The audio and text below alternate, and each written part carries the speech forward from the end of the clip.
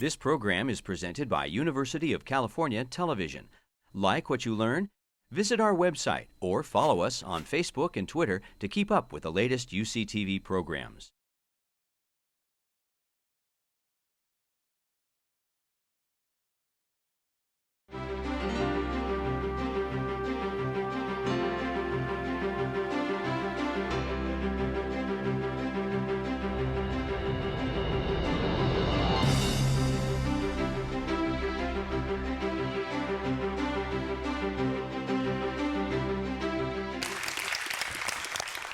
Welcome, welcome. This is our 5th season of Script to Screen, so we're very excited you're here tonight.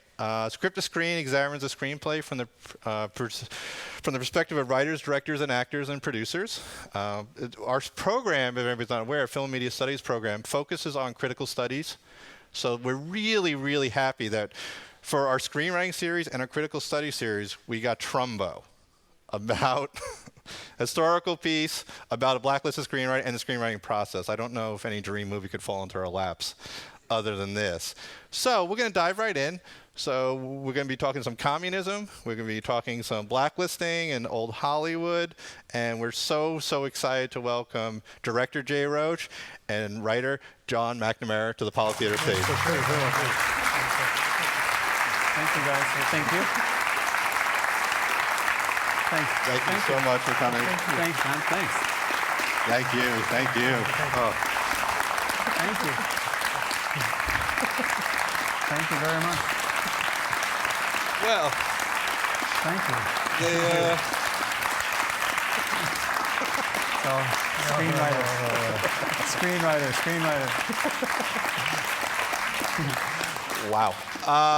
I think they liked it. Wow. That's cool. Thank you. So, John, really, our first question is, did you honor Dalton Trumbo by sitting in a bathtub writing the script on a typewriter? No, I did not. I mostly write on my back. Seriously, I remember reading an article at Stephen Sondheim who said the best way to write is on a couch with a pencil that you have to sharpen a lot, so you have to get up, but the couch allows you to fall asleep a lot. So that's how I write. And I think if I did it in a bathtub, I would drown. It's my favorite opening shot. I mean, that's so talking brilliant. about symbolizing who he was. Yeah. Yeah. And was not the opening shot. It was a brilliant scripted that way, piece of editing. Yeah. But we thought it would be good to have people either sign on or not based on how weird he was. So if you like him in the bathtub, there's actually a statue of him in the bathtub in Colorado. Is it outside his hometown or it's in? It's in Boulder, where I think he went to college. Yeah, I think that's right. For a year. Yeah. Well, I think the conversation, of course, starts with the wonderful Bruce Cook biography. Mm-hmm. So, John, when you read that biography, what made you say, you know what, I want to write this Dalton Trumbo story? Well, I actually knew. When I went to New York University, and one of my professors was Ian McClellan Hunter, who was portrayed by Alan Tudyk in the movie. And one night, in order to suck up and try and get a good grade, I said to Mr. Hunter, gee, I love Roman Holiday. And he said, I did not write that. That was written by my good friend Dalton Trumbo. And I said, yeah, that name is familiar to me. He said, well, it should be. And he told me the story. In fact, that class was taught by Ring Lardner Jr., Academy Award, Woman of the Year, Academy Award MASH, did 1 year at Danbury Prison for contempt of Congress, Waldo Salt, Midnight Cowboy Coming Home, and Ian Hunter. And they were wonderful, wonderful professors, and they all loved Trumbo. So I actually had a year of Trumbo stories from these guys, firsthand.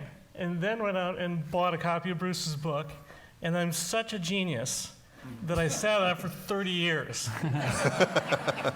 Literally, imagine me 30 years of like dating, moving, getting divorced, getting remarried, bookshelf, bookshelf, bookshelf, house, apartment, house, apartment, house, apartment. Follows me around. One day, my friend Kevin Brown comes out from a meeting at my house and says to me, oh, I knew him. And I said, you knew Dalton Trumbo? He said, no, I knew Bruce Cook. Who's Dalton Trumbo? So I answered the question in a 15-minute recitative. And Kevin said to me, that's a movie. And I said, the hero's a communist. There's no sex. There's no action. It's period, and it's politics, and it takes place in how is it a movie? And he said to me, it's a great hero. It's a fantastic set of antagonists. The stakes could not be higher. It has that rarest thing. It's a true story with a happy ending. And I said, you mother. And that was 8 years ago. And thank God I can now turn over to Jay Roach, who I met 3 years ago. And Jay is the one who took a 120-page idea and made a 120-minute movie out of it. That must be for you as a hero, Jay. I mean, you have a hero who is a communist but loves money. He's a rebel and he has all these different facets to him. Is that something like, oh, this is my dream protagonist? Well, I didn't see it that way. I just loved his writing. To be honest, I knew the movies. I had grown up.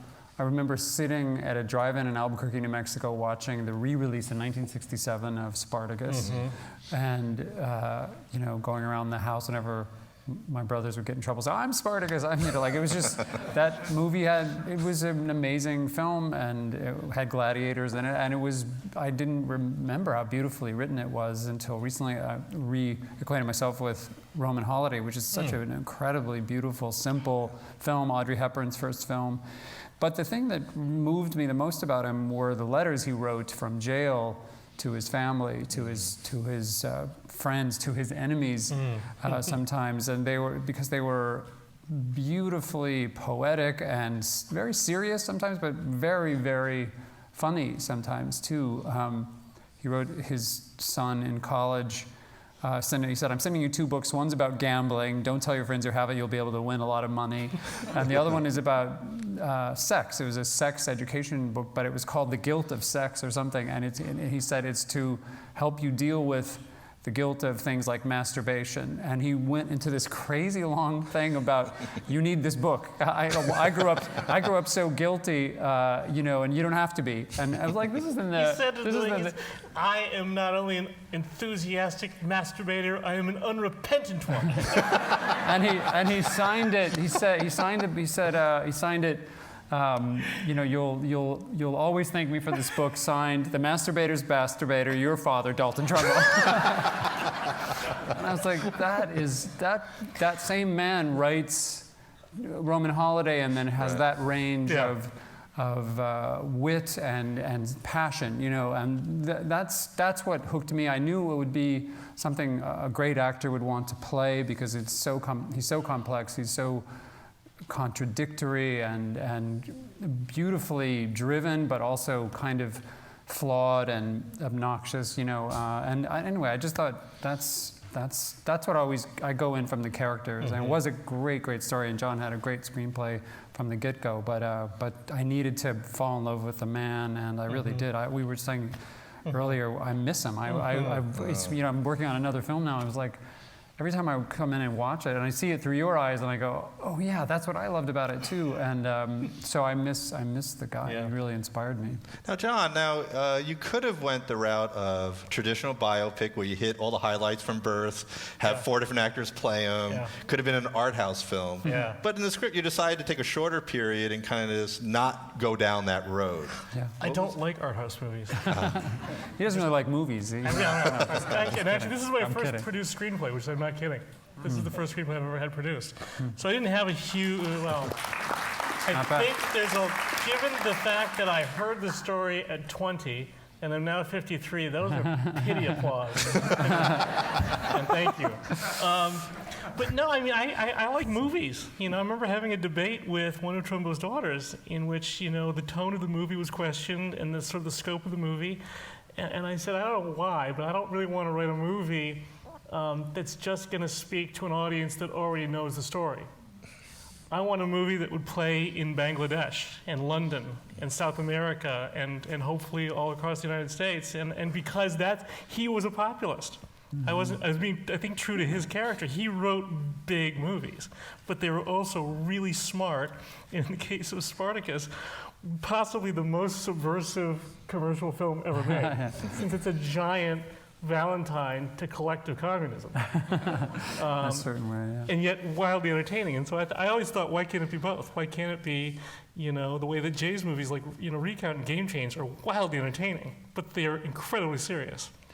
Yeah, I mean, you don't shy away from the darker pain of this movie in any way, shape, or form. Yeah. But you also keep Dalton's Trumbo's spirit alive. Well, you know? that was for me the thing, was to be authentic to him. I felt like it had to both have very high stakes and a very high personal cost, personal sacrifice. I mean, he risked going to jail. He knew that was a possibility.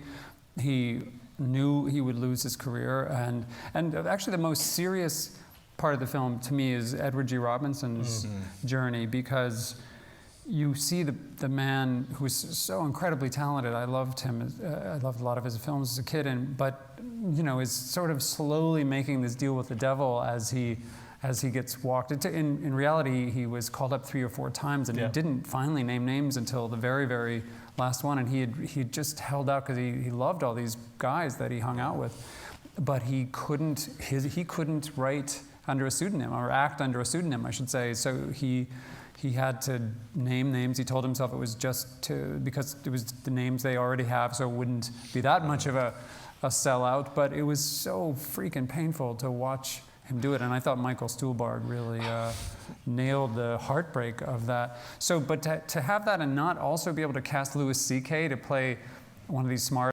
hardline writers, you know, who in Trumbo's roast, I mean, Trumbo's memorial service, they turned it into a roast, were insulting him relentlessly throughout the service, you know, and you just thought, oh, these guys are funny. They're genuinely witty, and if they wouldn't have been able to expose the Blacklist as being so absurd and so ridiculous, if they didn't have that cutting, sarcastic edge that people like Louis C.K. and Brian brought to the part. So I thought it was more authentic that way. And I thought that, I mean, the scene where Dalton and Edward G. confront each other was the most, to me, one of the most painful scenes of the movie. Because Dalton understands too. I was feeling like he knows they're friends and forgives them, but is also mad. And they were friends in real life. Close friends, yeah, and they did lend each other money, and there had was a falling out, In the Bruce Cook, the biography, there's a great foreword that you wrote, and there's a line that really struck me in the foreword. Washington, D.C. was the hammer, and Hollywood was the willing anvil. Yeah. And actually, I have to sort of, I mean, I'm paraphrasing something that actually a blacklisted writer said to me, which is Arthur Lawrence, who wrote Gypsy and West Side Story, and also a movie called The Way We Were. That was Arthur's thought about how it really worked, that each needed the other to create maximum punishment. Now, I knew a lot about Blacklist, but I wasn't so keen on knowing that the Writers Guild was so in collusion with it. Like, it was an excuse to destroy that. Did you learn it? Did anything you didn't know? Like, wow, I can't believe this actually happened. I actually didn't know any of this stuff before I started researching the movie at the Writers Guild Library. Yeah. Well, that's ironic. And the degree to which the Writers Guild turned on its, by the way, Dalton Trumbo was a founding member of the Writers Guild of America. And he wrote the magazine. Yeah. He was the editor for the magazine. And within a month or two of the hearings, in '47, he was out. He was told by his own guild, you either sign a loyalty oath or you're out of the business. But it is interesting, the guild played such an interesting role because there was a battle between the Writers Guild and other writers that were more studio friendly, who formed a guild called the Screen Playwrights. And most all of the Hollywood 10 were with the WGA and sort of drew targets on their own backs by fighting so intensely for workers' rights, writers, you know, fair treatment of writers. And, you know, I love that John's here, and I love that this is a great movie about a great screenwriter that our great screenwriter is getting to kind of enjoy seeing with audiences, because the writers were the ones first thrown under the bus, you know, to make the studios look more all-American. They really, they formed a group called the Motion Picture Alliance for the protection of American ideals with people like Walt Disney and Ward Bond, Sam Wood, Roy Brewer, John Wayne, Hedda Hopper. Ayn Rand wrote the manifesto for it, and they It was 900 pages they long. said we're the real Of course. And utterly unreadable. they said we're the real Americans. It was a little like Sarah Palin. We're the real Americans, and they used Americanism as this buzzword. And these writers, some of them were extremely patriotic. Dalton Trumbo was a war correspondent, like John said in the script. He he made 30 Seconds Over Tokyo about the James Doolittle raids. I mean, he was a mainstream American-loving man, loved the Constitution. Clearly, he was a fighter for fundamental constitutional rights like free speech. But suddenly, he's an enemy of the state, and I think partly because they figured out if we can take the real threat of totalitarian communism, somehow tar these rabble-rousers who are, unionizing. I wish I could have figured out a way to use the Walt Disney testimony at HUAC, because it's so amazing to watch the thinking that he really lays out this belief, a mythology that why would animators, workers who work for me, ever care so much about safe working conditions, better wages? He said they must have been infiltrated by communists. They would. Why else would they be willing to go on strike for better working conditions? And the level of delusion that people got to was astonishing. Anyway, so there's a long history. And by the way, on our website, trumbomovie.com, I'm not actually sure of the name of it. I think that is it.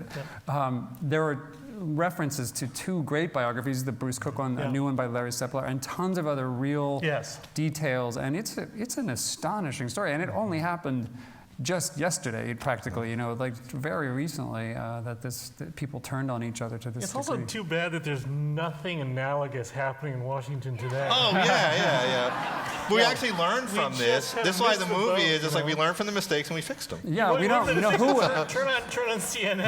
Who would spend millions of dollars on a committee to get to the truth about something and get nowhere after many countless hours of testimony? That wouldn't you? Remember, and actually over 30 different congressional committees, all coming up with nothing. Yeah, I know. Yeah. The resemblance between J. Parnell Thomas and Mr. Trey Gowdy is because someone said J. Parnell Thomas comes off as such a cartoon character. I said we have to be careful. Now we're getting partisan about it. I'm old enough that being blacklisted would be a relief. If there is going to be a blacklist, we will be on it. We'll see you guys in the March. So let's talk a little about Bryan Cranston, John.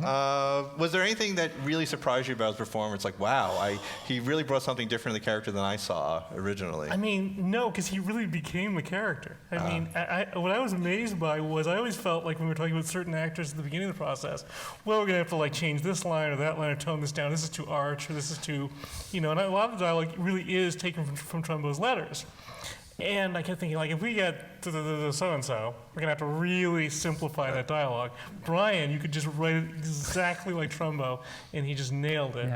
Yeah. You could see from the clip at the end, he was that theatrical. That's partly why we put it in, because the character of real Dalton Trumbo was a debater in high school, was a practiced orator. He would stand actually on a box and at a strike or something and deliver these great speeches, and he was that articulate, but he performed the arguments. He didn't just make the argument, he performed them, and Bryan, for an actor to have permission to do that at that level. I remember being really worried until Bryan was cast. One of the things about Trumbo's kind of speech pattern is he rarely used contractions. And that can sound really weird, But he spoke so clearly and so precise. He would Every say cannot, word matters. Can't. Yeah, exactly. And Bryan Bryan leaned into that. Yeah. One of my favorite scenes, which I pointed out, was the John Wayne scene. Loved it when Dalton says, where did you serve? Oh, that's right. You're on the movie set with blanks. And even Hedda, who's our villain, if you think about it, also had that moment of my son also served. Yeah. How was that scene for you when you were directing that scene? Because that's really a pivotal kind of statement. It's interesting. My father is very conservative and a very smart man, worked in the defense industry my whole life in Albuquerque, New Mexico for Sandia Labs. And we've argued most every second of our existence whenever we long ago gave up on that whole thing. If you never bring up politics, we bring it up all the time, and it's always pretty fierce. And I cared about being true to what he, how he would see the world. He was a professionally paranoid person. He was all about defending the great country against the Russian bear, and believes that he and Ronald Reagan broke the back of the bear when he believes in that stuff. And it's it's true because the threat of totalitarian communism was real. Russia was trying to bury us and had occupied all of Eastern Europe.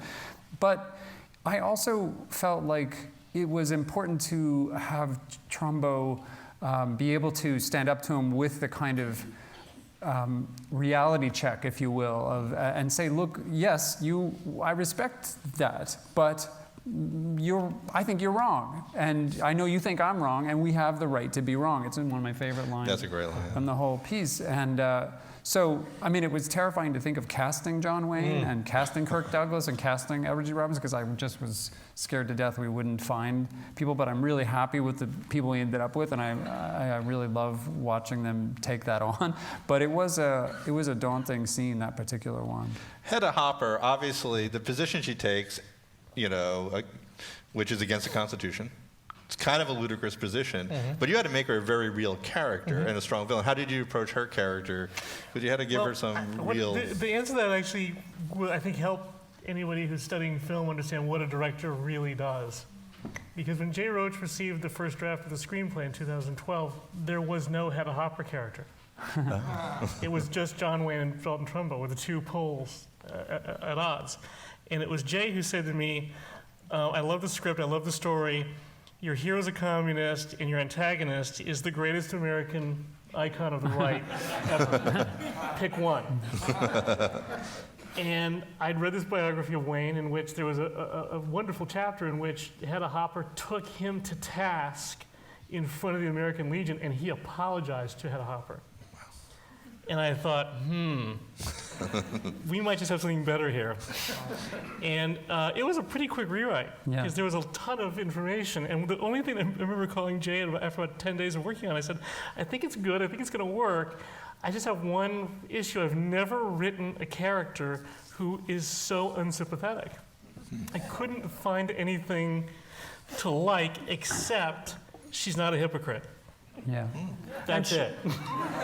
And she did support her son joining the military. She's was genuinely, supportive of the troops, and she cared about, and by the way, keep in mind, it seems from our point of view,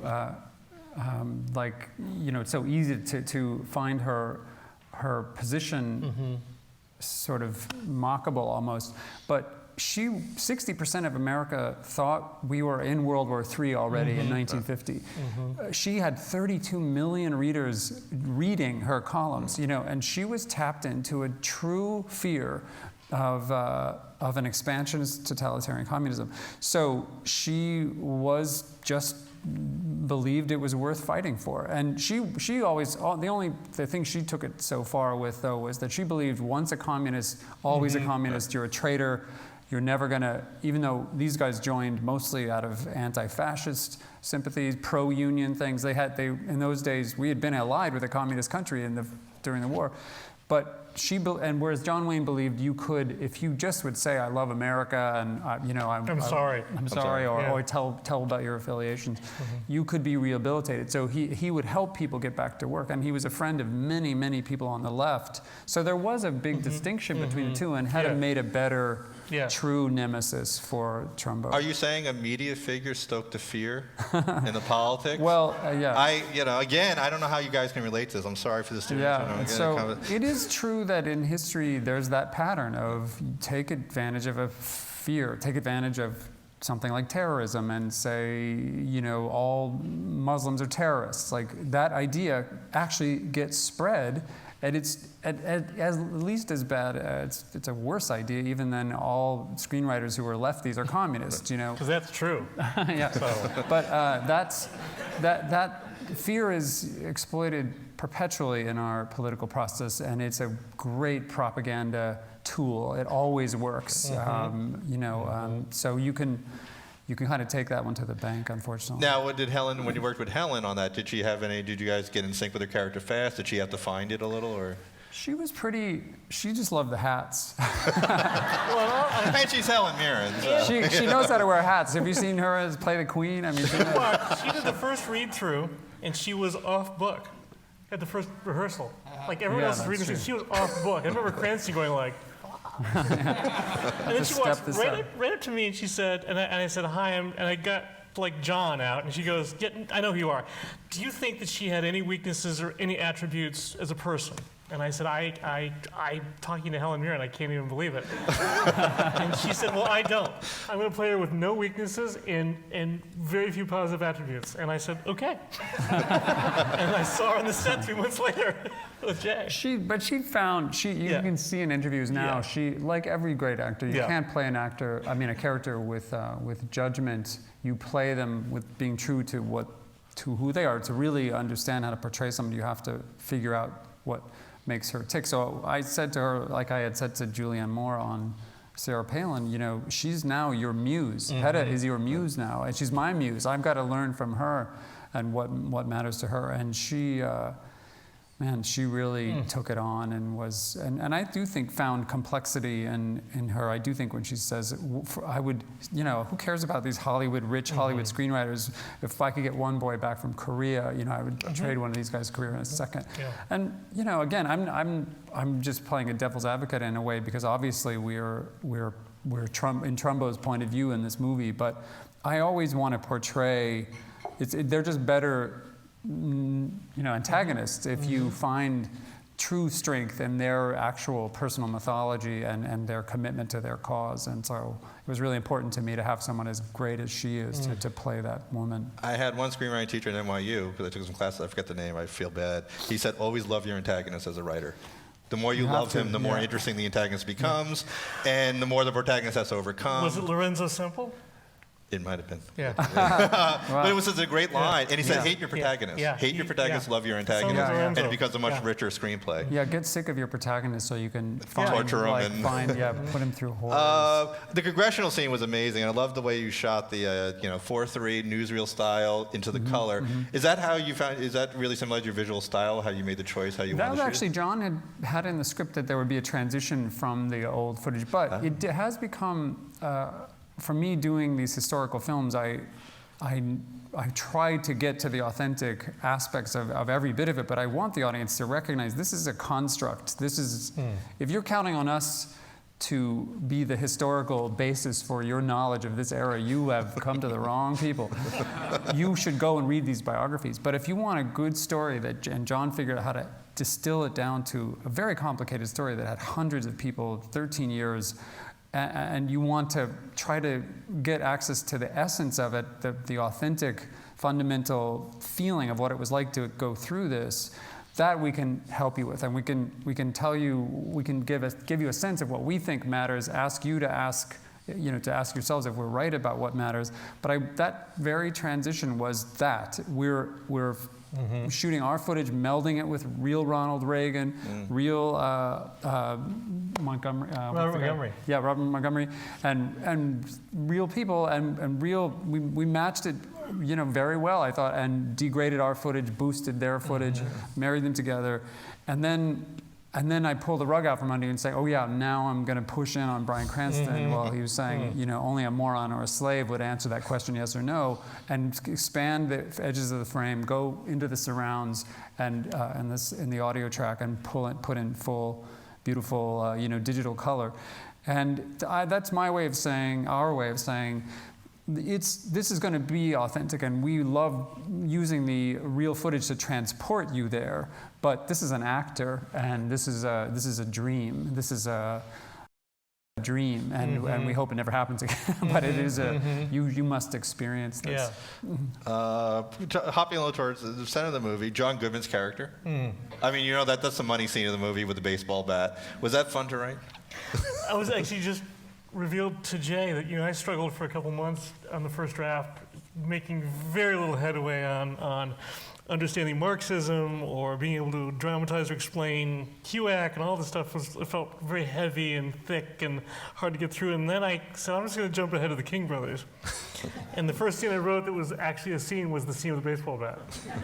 And that literally gave me enough confidence to write one more scene. It was tremendously fun to write.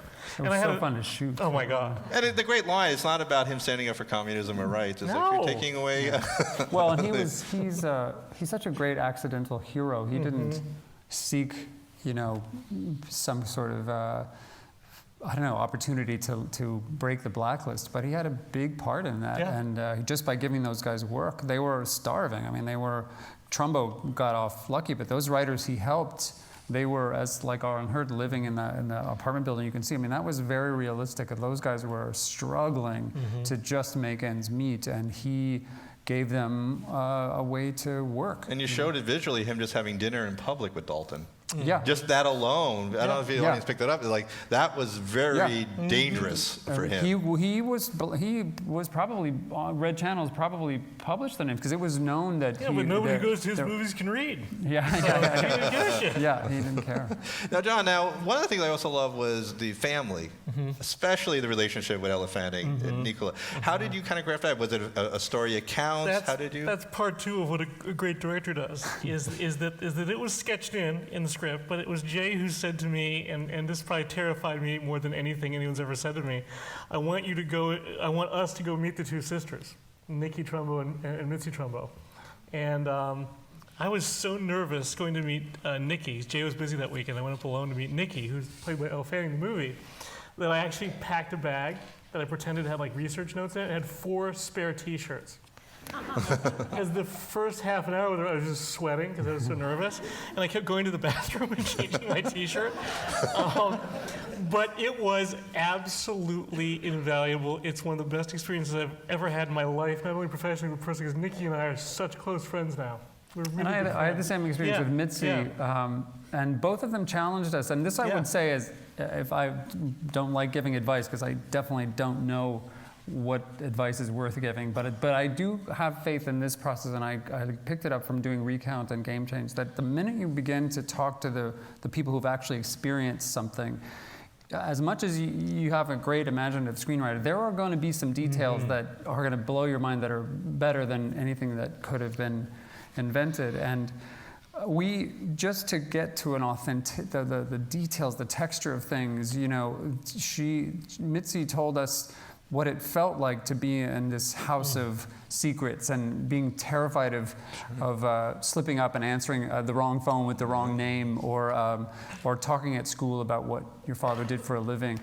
And those details, the texture of it, and in her case, she also said, I think you're underemphasizing how much the writers themselves had to do with breaking the blacklist. They formed a kind of Ocean's 11 heist movie kind of thing, and the family was part of it, and we were there, and we helped keep that going by being the secretaries and the couriers and the phone answerers for my father to deal with everybody else's scripts, all the notes from different studios, different producers, different actors. You know, it was insane, and it just got more real. And she also helped with the whole Kirk Douglas auto-primager thing, to just get our focus on it, that was a very, very, very brave thing that Kirk did by risking everything. His company, the money he had in the film to put, but that also Preminger had taken a risk as well by coming out and putting Dalton's name in the New York Times you know, a few months earlier. And what Elle Fanning, I mean, she's so young, but she kept up with Bryan Cranston. So how was that experience working with the two of them? That was awesome. I mean, it was at rehearsals, you could see it. They just had the chemistry. I'll tell you a funny story about her rehearsal. Yeah. She revealed to me, because sometimes I notice actors, sometimes when they're either trying to emote or, I don't know, focus their eyes get busy, like too busy, and I learned this from Michael Caine, working with him on Austin Powers. When you blink, if you're in a scene and you're in a giant close-up and you're just trying to nail the line and have it land, if you're blinking at the end of the shot right before the cut, you probably are losing a little performance power. And so he has Hank Azaria to imitate him. Don't blink, you know. You don't. So I went to Elle Fanning and I said, "You never blink." And she says, "Oh yeah, you caught me. You know about that." I said, "What?" She goes, "I have never lost a blinking contest." And so she proceeded to unblink every single crew member and then at one point I finally said, "You know, you should blink once in a while because it's just creepy." You might want to. I know I've never told that story before. Oh my God. But she was so strong and so determined to hold her own and be true to Nikki, who she got to know, because Nikki is feisty, man. She is a strong woman. She's a shrink. You know, she went through that, and that was her life choice after surviving Shrinking Trumbo. her dad. And, and Elle is just, she's got so much heart and soul, and it's just all right there for the audience, you know, all the time. She's really a superstar. And you know who else I love, who's now I predict is going to be a star, is Madison Wolfe, who plays young Nikki. She just got a lead. Yeah. She just got a lead role. I used her in The Campaign as Will Ferrell's daughter as well, and she was the daughter. Was she Woody Harrelson's daughter or McConaughey's daughter in True Detective? Harrelson's. Yeah. So she's the the new. Elle I Fanning. think watch out for Madison Wolfe, because that girl's gonna. Now, one scene, the most painful thing, actually, the hardest scene for me was the scene where Dalton and Arlen fight. And the next one, he dies, and Dalton finds out. How was that? Was that generally your part of the script where you had to have real personal costs to one of the screenwriters? Arlen Hurd, is a composite of about 5 different writers who all were to the left of Trumbo, even. And that was sort of, that was sketched in a draft, and we were about to shoot. We were like 4 days away from shooting. And Bryan Cranston wants to have a meeting with us. He says, I just have this idea that we have to have someone who's even way to the left of me. And I said, well, kind of like the Arlen Hurd character. He was like, but it's got to be even more. And we just cast Louis C.K. We just landed Louis C.K. And I thought to myself, we're going to start rehearsals on Monday. It's a Thursday. I think Brian's totally right, and Jay agreed as well. But it means I got to rewrite all of Louis C.K.'s dialogue before the first day of rehearsal. And he may read it and go, I quit. But I think it was a great, great note. I'll never forget that meeting. Brian made an impassioned plea to sort of have a left-wing Hedda Hopper. And that's kind of who Louis C.K. became, in a way. And so that argument really was a natural evolution of that character's change. He knew that someone had to bust Trumbo for being a hypocrite, Right. for being so eager to make money, so eager to be successful, so eager to win awards. To not have that be called out by somebody would have seemed like we were trying to, just elevate Trumbo too much. And that was a great, great note. It's so rare you get a note from an actor saying, create a character who makes me look worse. But that's Brian. And we knew Louis C.K., because it was based on some of the funniest guys, you should hear them talk. You can get online the tape recording of Trumbo's memorial service, and these guys are just insulting him and roasting him, and they were really funny, really militant guys. And the stereotype of these hardline left-wing guys was that they were humorless, and so to cast Louis C.K. to honor their wit, and as he's trashing, I like when he's talking to him about the alien and the farm girl and the girl with the bug head back home, just that only Louis C.K. could make that, as rich and memorable. That was I agree. I agree. One thing that, if you ever read the biography, their love story is the most fascinating. Please read the biography and see how they courted each other. It was the most fascinating thing I've ever read. Was that, but how did you approach the love story? Because you had to cut a lot of stuff. Yeah, we did. That was really painful. There was one scene because we shot the scene, where she told that story. Yeah. It's just, do you want to tell it really quick? Yeah, Dalton Trumbo went to a hamburger, like a drive-in hamburger place. With car hops. And one of the car hops was a young Cleo Fincher on her skates, juggling multiple glasses and all that stuff. And he said to her the first night, I'm going to marry you. And she said, you're insane. And he came back every night and would leave these 200% tips for her, which she saved for a year until they finally did get married. But I'm jumping ahead a bit. The real story is she had a boyfriend. She married him. Who he married? He asked her to marry him because he was jealous of Trumbo. Right, of Trumbo. So Trumbo, rather than doing what any of us would do, which is give up, hires a private eye to look into who this guy really is, finds out he's already married. He's now bigamous. So he tells Cleo this, and that's when they really fall in love, as her marriage is being dissolved. That's a passionate dude. That's a man who's going to get what he wants. Is that the type of thing, Jay, you would love to put that in the movie, but it would have thrown it off? Well, it would have been a whole long, it would have been such an emphasis on the relationship that it would have been tough to find screen time to tell the larger battle story. And it probably would have been fun to have another 20 minutes to tell their courtship, but we just didn't have it. I think there's two things, the reasons the scene got cut. Well, the scene was just exposition because she just talked about Exactly. it. Exactly. If we'd been able to play out the whole courtship, that would have been great. Or if somehow I'd been able to make it about a conflict. You know, if the scene doesn't have conflict, it's generally not going to survive the first She was cut. in the scene that got cut. She's driving in the car from the airports where they've just left him to go off to jail, and she tells the story to cheer up the kids because the kids are so bummed, and Diane Lane did this beautiful job. Good. It was such a great scene, and I don't know, we could just sort of feel when we showed it that people were because we couldn't show it, we had to tell it. It was not cinematic as much as we wanted. The other problem with the scene, I think, and I only noticed this when I saw the cut with you, was she's telling the kids in the audience, this guy is unbeatable.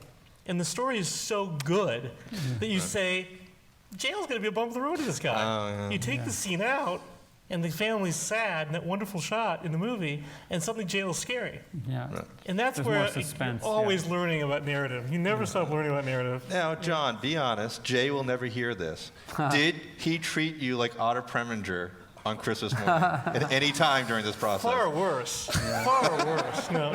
I mean, I was constantly calling him and saying, okay, I know you think this scene is great, but there might be something else here that we can try. That did happen a fair amount. I never said, it simply lacks genius. That's my favorite line. That's Oh my God. That is a word-for-word actual exchange between Preminger and Trumbo. I saw in a documentary. Trumbo really did say, but if it's genius all the way through, it'll be monotonous. And he really did say, I'll tell you what, you write unevenly, or you write it all genius, and I'll make it uneven. I mean, we had a Jay and I had and have a relationship that is so boringly wonderful. There's no drama. It's kind of rare for directors to have the writers on set all the time. John was on not only in prep all the time, in casting. You didn't come to the casting, but he was involved in every casting choice, and also on set to give notes when something was weird. And for me to turn and say, "What do you think? There's something missing here," and he would have a thought about that. And then in cutting and even marketing, and I mean, I love screenwriters, and I do honestly. I'm not being facetious or modest to say I don't understand the film business that screenwriters are not elevated to a higher level in the overall process. It's partly because the studios figured out a way to own the copyright from the get-go. Directors became the people who could sort of handle the stars because the studios couldn't, and so they had to empower directors. And my own guild, the DGA, is really good at marshaling that clout. But I do think something happened along the way where screenwriters became sometimes treated like disposable, like workers for hire, and it's nothing like in theater or in television. Thank God, John is king of his shows. He's the king. They are scared to death of John in those shows. But the great thing about I'm not king. I'm maybe a duke at best, and at home I'm a serf. Believe me, I'm married. But it was great though because I was running a TV show called Aquarius at the time we were prepping Trumbo. So this was one day where Jay was in my office at Paramount, and something was going horribly wrong in prep for him. And something was going horribly wrong in prep with me. And we're both on the phone, kind of just yelling at people. And we turn on the phone, and not yelling, and Jay just even slightly raises his voice. And I said to Jay, I'm Frank King. I've turned into Frank King. And Jay goes, good. But it really was an amazing relationship because I don't think either one of us wanted the other guy's job. I didn't want to direct this movie. I don't think you really wanted to write every draft of it, but neither one of us was shy about saying, well, what about this, what about that, And the most fun day of my life as a writer, bar none, was the day that we were doing something in Aquarius had gone horribly wrong, and we're dealing with that, and I get a phone call. It's Jay Roach is going to talk to you. I go to the phone. I'm like, hey Jay, what's up? And so we're shooting this scene tomorrow. It's a new idea. We want to have David James Elliott play John Wayne in a fake John Wayne war movie. And I said, well, when does it shoot again? He goes, tomorrow. And I said, I have to write the scene today? He goes, yeah. And I said, okay. So he sent me this great footage from a Randall Scott movie called Gung Ho, and I had to match the dialogue to this action. We couldn't get the rights to anything. We would have if we were done, but we But couldn't. man, that was so fun. I remember calling David James Elliott and reading the dialogue over the phone, and he's like, this is so fun. I'm going to be in a John Wayne movie. And that was the relationship. It was I waited till after Christmas, though. Yes, when it wasn't that's Christmas. true. That's true. It's interesting. We've interviewed a few others, and Alan Ball we just interviewed, and it seems like whenever the writer and director work together closely, the movie just flows better. Why wouldn't you want to do that? I'm being always in sync. envious of people like the Coen brothers. Why Yeah. wouldn't you want a creative buddy? Yeah.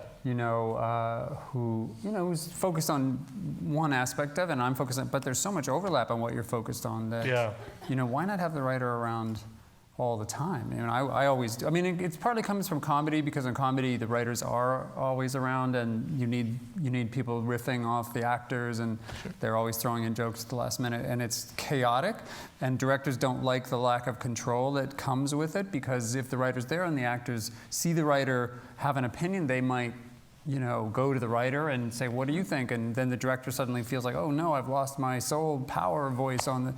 But that collaboration is rich. It's as long as the director, I still have to decide, and on my thing, I have to decide. On his TV show, he gets to decide, but someone has to decide. So I have to say, John, that's awesome, but exactly. I'm going to do it this way because I know Brian's going to make it better this way. And and we're improvising, and I know they're butchering your lines, but let them run for a little while, and then we'll scale it back and get the scripted takes as well. But they might have something. A lot of the Louis C.K. stuff has a lot of improv. Exactly. It must be good for the actor too, having John like, what? Oh, of course. I need this, or can you help me? I'll never forget in rehearsal, because Louis is a wonderful writer, and at one point we were just getting to know each other after a day or two, and he had sort of scribbled a line in his script, and I said, do you mind if I change this line? And I said, you're Louis C.K., and I'm going to get credit for it. And actually the line was, must you say everything like it's going to be chiseled in a rock? That's Louis' line. 100%, as several others. Yeah. All right, so but Jay, this is not your first tackling of a character that rebels against society. And stands up for what it be. Of course, I'm referring to Austin Powers. So how was it for you, like doing something an outrageous comedy? Did that set you up for this? Were you able to kind of? I was a serious person before I got to do Austin Powers. Austin Powers was my first film, and I actually had been working on a bizarre art film about the psychology of evil and Adolf Hitler as a weird art film. Fred Elms shot it. Joel Grey played Goebbels. It was like this most crazy, pretentious film about the rise of the Third Reich and the aesthetic of Nazi Germany and the psychology of evil. Mike Myers saw that. It couldn't be less funny. It was so. I think Springtime for Hitler nailed it when they in the producers, because it was the definition of just it was so pretentious and so serious. And I didn't direct it. I just wrote on it and helped produce it and shot some of the second unit stuff or something. I don't know. But when I met Mike Myers, he's a history nut, and he saw that film and said, "Oh, you got to do this film. Like you got to do Austin Powers." And I don't know how he got to that, and I swear there's no hidden fascism except Dr. Evil does have sharp, pointy Spearsian shapes in his lair, but I was serious, and I have always been interested in serious ideas, and so the comedy thing was actually a diversion, a very enjoyable, very well-paying diversion for a number of years. I still love doing them, and we have plans to do other comedies, maybe even another Austin Powers someday. But yes, yay! Yes. Well, but I must say they're very hard, much harder to me than drama, because everyone thinks they know what's funny and almost never do until you show it to the audience, and it's very neurosis producing and good for the shrink industry in Los Angeles. But I also I like telling stories that raise the questions about how then shall we live. We don't get along. Our government doesn't work the way we want it to. Our civilization is set up in a way that seems like it could be better. After all, where are the Abe Lincolns and the Thomas Jeffersons and the and the great leaders of our past. This is where we are. What's up with that? You know, I like making films that ask questions, and not because they're political, because they're about the characters. When I saw Sarah Palin's show, you know, they chose her to be vice president. I went, whoa, what would it be like to be in that room when someone said, I got it, let's have Sarah Palin be the vice president. And someone else said, who, what, why? And someone else sold that idea, convinced them that it was a good idea. It works for a while, kind of amazingly well, and she gives speeches, and then it all starts to go, oh no, she's not set up for this. She doesn't really equipped and prepared for this. I thought being in that room would be an amazing set of questions one could raise about the political process. So I just like the stories of the characters stuck in these predicaments. The politics just makes it easy to have a wider predicament, but the joy is in case of Trumbo too, is this guy was just a guy who's talented and had to figure out a way to keep working, and his family was in on it, and the rest of the political thing just became... The irony, like a lot of his positions are kind of what the Democrats are now, the Bernie Sanders, like the unions, and you know, and it's not really communism in our sense. I'll just say really quick, he was a communist. He joined the Communist Party in 1943. We were allied with a communist country. FDR had already influenced Hollywood to make at least 2 films that made Russia seem like a more interesting place to live. They weren't some secret propaganda films. They were overt propaganda films to convince Americans. They were not very good. There's also not good movies. And fascism, the rise of fascism, the Communist Party of the United States was not affiliated with, at that time, had actually a plank in their platform to not be about violent revolution, but to be about political. So for him, these were I think all of his friends were in some way tangled up in left-wing causes, pro-civil rights, pro-union, anti-fascism, anti-runaway capitalism that had caused the Great Depression. They were unified, and he said, I started feeling like I was flying under false colors to not join my friends who were tangled up in this.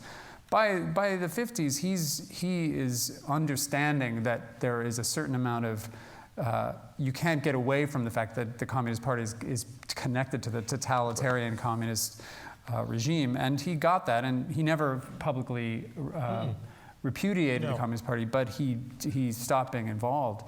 So yeah, it is. He described it as being, we were mostly just interested in democratic politics. We weren't interested in Stalinist Russia. As a person, if you look at him through the wide angle of his life from 47 until his death, he was a radical, period.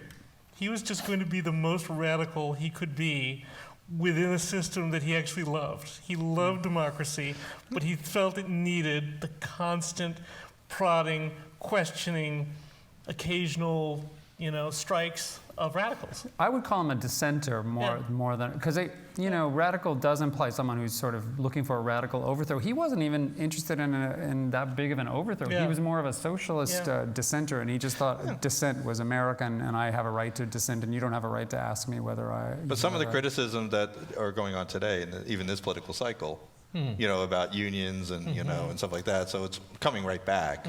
It's always the same. And the tool of calling someone a socialist is just a tried and true. You can pretty much try to delegitimize any operation by calling someone a socialist. That happens all the time. All right, we end our show with always the same question for our guest. Can you tell us about a movie theater experience you had perhaps as a child, your favorite movie with your father, your parents, family that might have inspired you or just made you love movies? Planet of the Apes. My dad, 1968, summer. I was far too young to be able to see that movie. I was 6. And it thrilled and terrified me, and I just loved it, and to this day I love that movie. And it's also, by the way, it's written by Michael Wilson, who is a blacklisted writer. Yeah. And it's kind of a weird socialist. Didn't he write Bridge of the River Kwai? Yeah.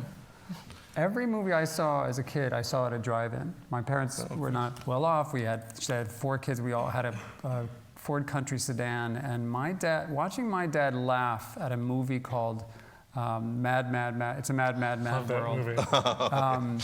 I was a serious kid, and we did argue all the time, but to laugh together about one thing, that to have laughter in common did definitely influence my later joy making comedies when I did. It's just, there's nothing more equalizing and leveling than being in a crowd of people just losing their minds. I will say, we achieved that a few times on some of the films I did, but the only film I've been involved in where I saw anyone laugh as hard as my dad used to laugh at the drive-in was I produced Borat. And when I worked on that for years with Sasha, trying to crack the story and figuring it all out. But he told me when we first met that he was going to do a fight where he and the opponent were naked. And I was like, all right, if that's, yeah, okay. And watching people lose their minds when they start fighting and they're naked, it's one thing, and then it just escalates.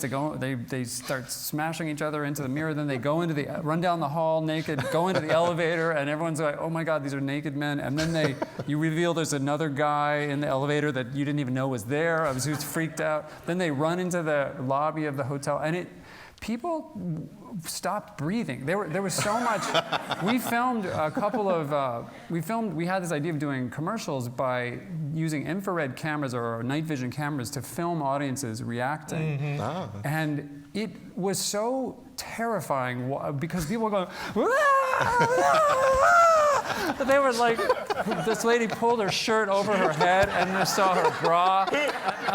I was at a screening once where two guys ran down the aisle. If there was a center aisle, imagine two guys running down the aisle, going up in the front of the screen, and then running back and high-fiving the audience in the middle of a regular theater screening. I have never it becomes so addictive and it's so supernatural, but it bonds people like nothing else, and we saw it all around the world. And that one scene got as close to "It's a Mad, Mad, Mad World."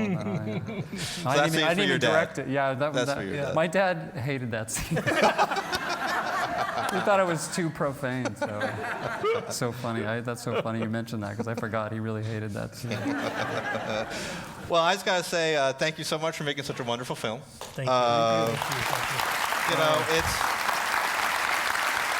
It's all about the script. It's all about the script. You know, it honors his heroism. It reminds us that even today that a lot of voices are still being silenced. So perhaps we need to continue being vigilant and let their voices being heard. Yeah, it's free speech, man. Thank you. And thank you all for coming. And a special thanks to one of my students, Casey Blevins, who helped me write this Q&A. So all the good questions actually were from her. Casey.